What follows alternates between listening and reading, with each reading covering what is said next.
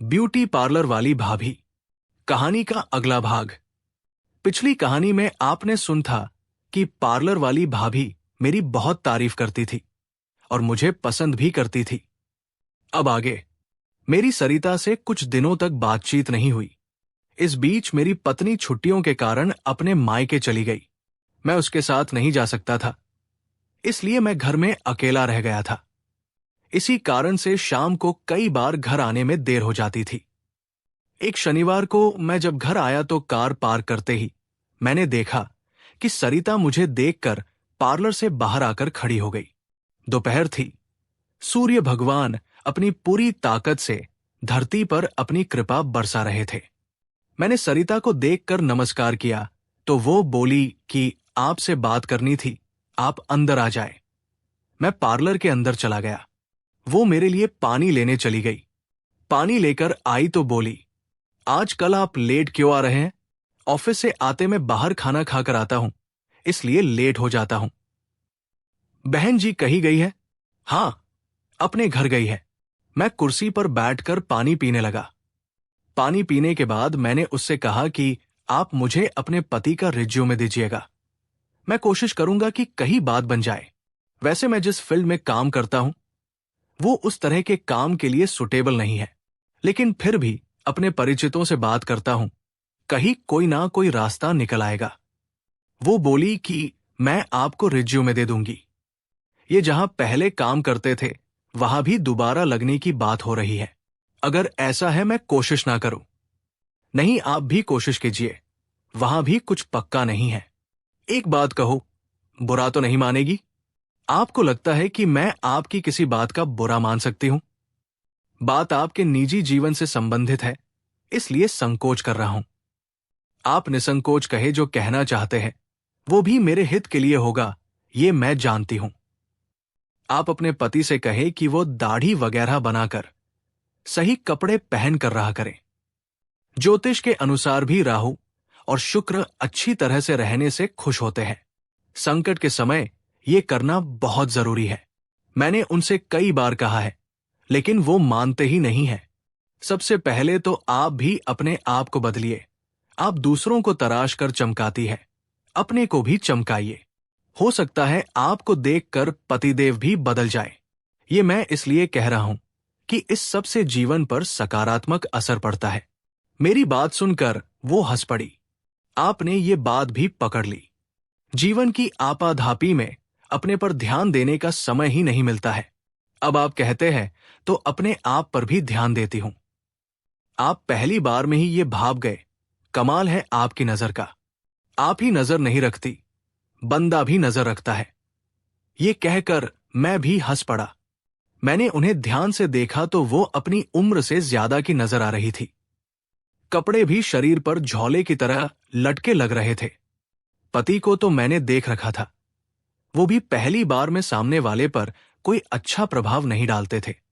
आज के जमाने में ये सब चीजें बहुत महत्व रखती है। हमारी बातचीत खत्म हो गई और मैं उन्हें नमस्ते करके घर चला आया।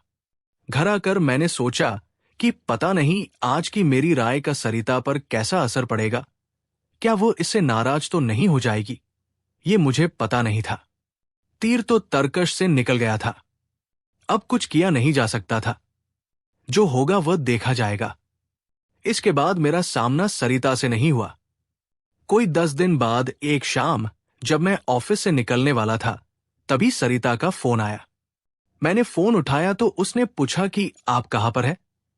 मैंने उन्हें बताया कि अभी तो ऑफिस में हूं, निकलने वाला हूं। वो बोली कि आपके ऑफिस के पास ही किसी का ब्राइडल मेकअप करने आई हूं। अगर आपको कोई कष्ट ना हो तो आप होटल रिटज में आ सकते हैं। हाँ, आधे घंटे में आता हूं। किस रूम में है? रूम नंबर 255 में मिल जाऊंगी। मैं आता हूं। मैंने फोन रख दिया। आधे घंटे बाद मैं होटल रिटज, जो मेरे ऑफिस से थोड़ी दूर स्थित था, पहुंच गया। रूम नंबर 255 की बैल बजाई तो दरवाजा खुल गया। मैं अंदर चला आया। पीछे से दरवाजा खोलने वाले ने उसे बंद कर दिया। मेरा ध्यान उसकी तरफ नहीं था। दरवाजा बंद करने के बाद जब वो पलटी तो मेरी नजर उन पर पड़ी। उन्हें देखकर मेरे मुंह से सीटी निकल गई। वो सरिता थी, लेकिन पहली वाली सरिता से उनकी कोई तुलना नहीं हो सकती थी। चेहरा चमक रहा था, साड़ी में वो कहर ढा रही थी। कोई नहीं कह सकता था कि वो 2 बच्चों की मां है। मेरी इस हरकत पर वो हंसकर बोली, आप भी? मैं भी क्या? कोई भी आपको देखेगा तो सीटी ही मारेगा। आप तो पहचान ही नहीं आ रही है। ऐसा क्या बदल गया है मुझ में? आपका चेहरा चमक रहा है, बदन तो पहले दिखाई नहीं देता था, अब वो अपने सारे दम खम दिखा रहा है। साड़ी में आपको देखकर कोई विश्वास नहीं करेगा कि आप 2 बच्चों को मां है। इतना बदल गई हूं। आप मेरी नजर से देखेगी तो पता चलेगा। ये कहकर मैंने उन्हें हाथ से पकड़ा और वॉशरूम में ले गया और शीशे के सामने खड़ा कर दिया। फिर उन्हें हाथ से घुमा दिया। वो अपने आप को देखकर शर्मा गई। उनके चेहरे पर आई लाज की लालिमा को देखकर मैं भी सकुंचा सा गया। मैं वॉशरूम से बाहर आ गया और कुर्सी पर बैठ गया। वो बाहर आई और बेड पर बैठ गई। हम दोनों चुप बैठे रहे। फिर वो बोली कि आज आपके मुंह से अपनी प्रशंसा सुनकर पहले पहल तो विश्वास ही नहीं हुआ। फिर जब आपने मुझे अपने आप को दिखाया तो आपकी आंखों में दिखे भाव देखकर समझ आया कि आप सही कह रहे हैं। मैंने कोई सीमा तो नहीं लांघ दी। ऐसा क्यों लगा? आज मैं आपको देखकर अपने आपे से बाहर हो गया। आपको बुलाया ही इसलिए था कि आप मुझे देखकर बताएं कि मैंने आपकी बात मानी है या नहीं। आपने तो बात कई गुना अधिक मानी है। मुझे विश्वास ही नहीं हो रहा है। आपके लिए कुछ कहते नहीं बन रहा है। अब कह भी डालिए, आप पर कोई रोक नहीं है। आप तो आज कत्ल करने के लिए निकली है। अब इतना भी सर पर मत चढ़ाइए। आपसे मैं तीसरी बार मिला हूं तो आप बिल्कुल पहचान में नहीं आ रही है। शरीर साड़ी में उभर कर आ रहा है, चेहरा तो दमक रहा है। इससे ज्यादा सलीके के शब्द मेरी डिक्शनरी में नहीं है। आप ऐसे हैं, मुझे पता नहीं था। मैं ऐसा ही हूं। वैसे भी आप मुझे जानती कितना है। ऐसी प्रशंसा तो मेरे पति ने भी नहीं की है। आज आपको देखकर वो भी ऐसा ही कहेंगे। कोई पुरुष ऐसा ही कहेगा जैसे मैं कह रहा हूं। मेरे पास शब्द कम पड़ रहे हैं। ये सब आपकी ही कृपा है। आपने ही इसके लिए कहा था। भूल गए क्या? नहीं, मैंने ही कहा था। लेकिन ये नहीं पता था कि इतना सुंदर बदलाव आएगा। आपको तो इनाम मिलना चाहिए। आपने मेरे दिमाग पर पड़ी धूल साफ कर दी एक ही बार में। जो आपके लिए सही लगा वही एक शुभ चिंतक होने के नाते कहा था। आपको अपने पर इतना कंट्रोल कैसे है? महिलाओं के बीच काम करता हूं। अपने भावों पर नियंत्रण रखना सीख लिया है। कभी तो इसे छोड़ देना चाहिए। मैं चौंका तो उन्होंने आंख झपकाई। मुझे समझ आ गया कि आज कुछ होकर रहेगा। माहौल बहुत रोमांटिक हो गया था। होटल के कमरे में हम दोनों अकेले थे। उनके मन में क्या था मैं नहीं जान सकता था, लेकिन माहौल हमें किस ओर ले जा रहा था ये मुझे समझ आ रहा था। आपको तो इनाम मिलना चाहिए। आप तो लगता है कि इनाम के लायक काम किया है तो बंदे को कबूल है। आपके मुंह पर उर्दू कैसे आ जाती है? हुस्न की तारीफ में हिंदी के शब्द मुझे सुझते नहीं हैं। आपको देखकर रोज मेरे दिल पर छुरियां चलती थी, लेकिन अच्छा लगा कि आज मुझे देखकर किसी और के दिल पर छुरियां चल रही है। जैसा आप समझे, बंदा आपको देखकर हैरत में है। वो मेरे पास आई और बोली कि खाली शब्दों से काम चलाना है। मेरी आंखों के भाव देखकर बोली कि ये रूम मुझे मिला है, लड़की वालों की तरफ से। अब ये हम दोनों के लिए है, इसीलिए मैंने आपको यहां बुलाया था। उनकी आंखें शरारत से चमक रही थी। लड़की को सजाने के बाद मैंने अपने आप पर भी हाथ आजमा लिया। जो औजार दूसरों को सजाने के काम आते थे, आज आपके कहने पर अपने पर भी आजमा लिए। साड़ी और ब्लाउज पहले से तैयार करके रखा था। आपने कहा और मैंने अपने पर पड़ी धूल झाड़ दी। आपके हाथों में हुनर है, ये दिख रहा है। कपड़े तो सही नाप के पहनने चाहिए। इन कपड़ों में आप कितनी सुंदर लग रही है, मैं बता नहीं सकता। आप कुछ कहे ना कहे, मुझे आपकी आंखों में सब दिखाई दे रहा है। मेरा हीरो अगर आज मेरे को देखकर खुश है तो मेरी खुशी का पारावार नहीं है। देखा आपने, आपकी संगत में मेरे मुंह से भी उर्दू निकलने लगी है। सोहबत का असर है। और क्या क्या असर हुआ है? आपको दिखाई नहीं दे रहा है या मजे ले रही है? आपके अनुसार मैं परी लग रही हूं, तो परी देखकर आप पर असर तो नहीं दिख रहा है। मैं उठा और उनके सामने खड़ा हो गया। ये देखकर वो भी बेड से उठ गई। हम दोनों एक दूसरे के सामने खड़े थे, एक दूसरे की आंखों में आंखें डालकर ये देख रहे थे कि पहले कौन आगे बढ़ता है। पहल मैंने ही करी और सरिता को गले से लगा लिया। वो इसी का इंतजार कर रही थी। मैंने हाथ में बंधी घड़ी देखी तो 8 बजने वाले थे। 8 बज रहे हैं, अब हमें चलना चाहिए। समय कैसे बीत गया पता नहीं चला। मैं वॉशरूम होकर आती हूं, तुम कपड़े पहन लो। मैं उठकर कपड़े पहनने लगा। जब तक सरिता वॉशरूम से आई, मैं तैयार हो चुका था। मुझे देखकर वो बोली, हर बात में तेज हो। तुम क्या कम तेज हो, मुझे तो आज ही पता चला है। वो कपड़े पहनने लगी और कपड़े पहनकर बोली कि मैं क्लाइड से मिलकर आती हूं, तुम बाहर मेरा इंतजार करो। ये कहकर वो कमरे से निकल गई। मैं भी रिसेप्शन से होकर पार्किंग में आ गया।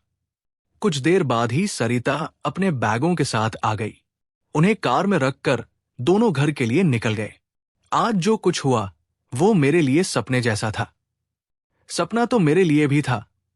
मेरे हाथ तो अप्सरा ही लग गई है। मैं अप्सरा, क्या तुलना है। मेरी नजर से देखो, तुम्हारे लिए कोई चालू उपमा दे नहीं सकता, नहीं तो कहता कि तुम तो पटाखा हो। वो हंस गई और मेरे हाथ को दबा दिया। आज जो कुछ हम दोनों के बीच हुआ वो मैंने सोचा नहीं था। मैं तो सिर्फ इतना चाहती थी कि तुम्हारी आंखों में अपने लिए प्रशंसा देखूं। लेकिन बात तो आगे ही चली गई। अगर भूखे को रोटी दिखाओगी तो वो उसे छोड़ थोड़ी ना देगा, हाथ से छीन कर खा लेगा। मैं और रोटी उपमा है। जब घी और आग एक साथ होगे तो आग लगेगी ही। वैसा ही हुआ। भक्त ने अप्सरा देखी और वो उसकी भक्ति में डूब गया। तुम ऐसे हो मैंने सोचा भी नहीं था। सारा शरीर हिला दिया है। काम कला में भी पीछे नहीं हो। तुम और मैं पुराने खिलाड़ी हैं, खेल तो बढ़िया ही खेलेंगे। मजा आया? मजा हल्का शब्द है। जीवन में एक बार होने वाला अवसर था। काफी दिन तक इसकी याद आती रहेगी। अब ये याद आती ही रहेगी। बड़ी खतरनाक बात कह रही हो। अब जब शुरुआत हो गई है तो दोबारा मौका मिलने पर रुकेगे थोड़ी ना। ये बात तो सही है, लेकिन अपने आप कर कंट्रोल रखना। मेरी पत्नी से ही कुछ कह मत देना। इतनी मूर्ख नहीं हूं। उस दिन तो अपना लगाव बताने में बहक गई थी। तुम इतनी सुंदर हो, मैं सोच नहीं सकता था। तुम्हें देखकर कोई भी साधु दीवाना बन जाएगा। अब इतना भी मत फेंको। तुम्हारी नजरों का कमाल है। जिसको इतने सालों से देखने को मिल रहा है वो तो आंखें मुंदे पड़ा है। मुझे नहीं पता उनके साथ क्या परेशानी है, लेकिन उनके पास इसका कोई ना कोई कारण होगा, ऐसा मेरा मानना है। तुमने क्या किया था कि मेरा सारा शरीर कांप रहा था, लहरें सी उठ रही थी। तुम्हें तो प्रोफेसर होना चाहिए। अब ताना मत मारो। ताना नहीं, अपने हीरो की प्रशंसा कर रही हूं। हम दोनों को अपनी नजदीकी को छुपा कर रखना है। आज के मिलन के बाद हम दोनों के व्यवहार में कोई बदलाव नजर नहीं आनी चाहिए। तुम मुझसे मिलने की कोशिश मत करना, मैं भी तुमसे दूर रहूंगा। ऐसा ही करूंगी। किसी को कुछ पता नहीं चलेगा। मेरी तरफ से निश्चित रहो। घर आने से कुछ पहले ही सरिता कार से उतर गई और बोली कि यहां से मैं पैदल जाऊंगी। मैंने कुछ नहीं कहा और चुपचाप घर के लिए निकल गया। घर पहुंचकर कपड़े बदलकर बेड पर लेट गया। पत्नी के घर पर ना होने से मुझे कोई चिंता नहीं थी, लेकिन सरिता का क्या हाल होगा ये मैं नहीं जानता था। जानने का कोई साधन भी मेरे पास नहीं था। रात को सोते समय भी सरिता के साथ बातों के क्षण ही मुझे याद आते रहे। बहुत देर बाद नींद आई। सुबह ऑफिस निकल गया। कहानी जारी रहेगी।